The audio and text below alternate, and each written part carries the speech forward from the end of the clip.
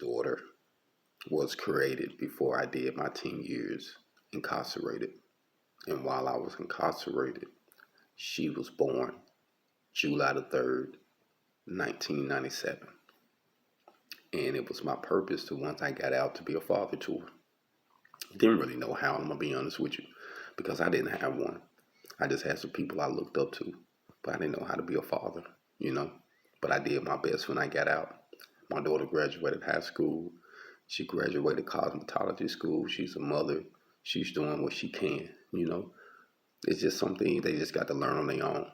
But I think I did good with my daughter, you know. I did my best, and I'm still there to hopefully to increase that. But to be honest with you, I have two more kids. I created both of them once I was released. One of my daughter is 14, going on 15 this year. And I got a son that's 9, going on 10 this year. And I'm going to be honest with you, just as a father, just as a black father, it grieves me that after doing that time, I end up getting out, doing my best to be a father. Life happens, relationships don't work out. You have to move on and do other things. And as a father, as a real father, it hurts not to be around your kids, not to be around to help guide and give good information and nurture what you created. And if I would have knew, I'm going to be honest with y'all, that I would get out after doing 10 years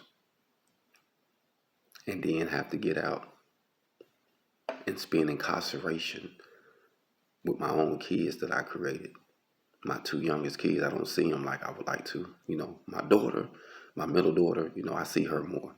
I don't have that issue. But my son, he's like obsolete almost. It's like I got to completely forget about him until he's grown. And I ain't gonna lie, that shit bothers me.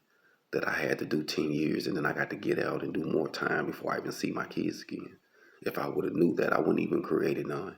I wouldn't even have put myself through that torture and torment to create something that I couldn't nurture, I couldn't watch grow, I couldn't mold, you know. And as a father, man, I'm gonna be honest with you.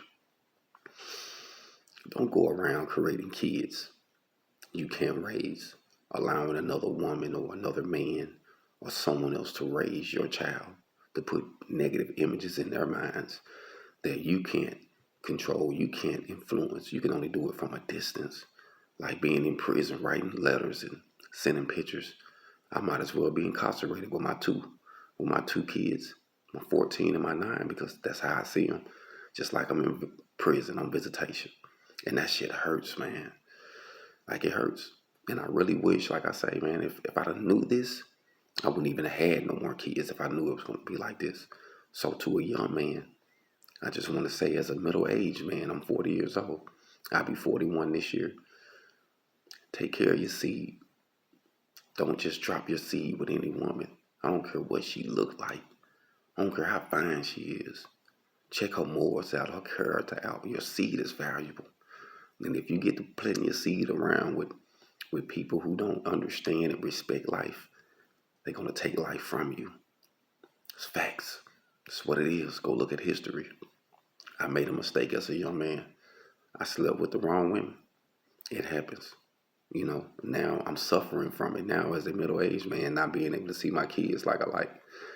I have moved, relocated, lost money, tried to do things, and no matter what I do, it's still the same. So it's like that thorn in your side, you know what I mean? That you just have to be humble with. That's a thorn in my side.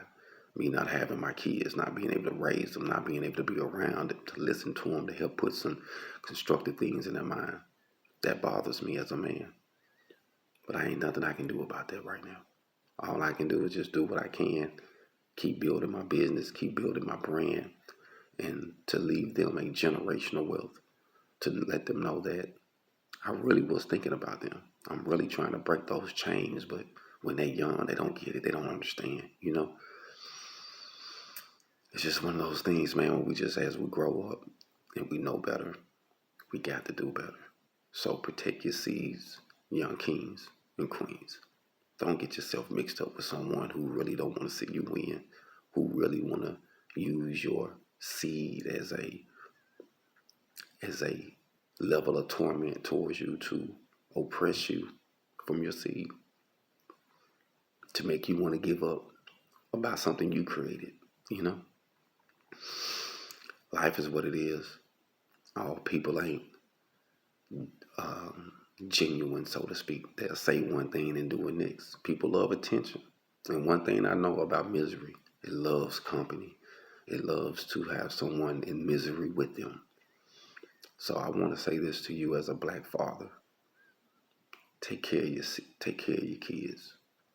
Watch who you plant your seed with. Don't worry about what they look like. Now, I know you don't want to know anybody, but be cautious.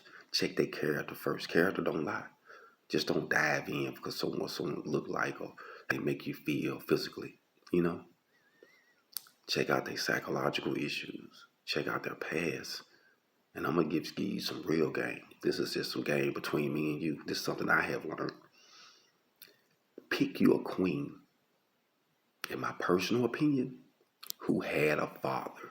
Because if she had a father, she going to know how to respect and honor a real man in her life.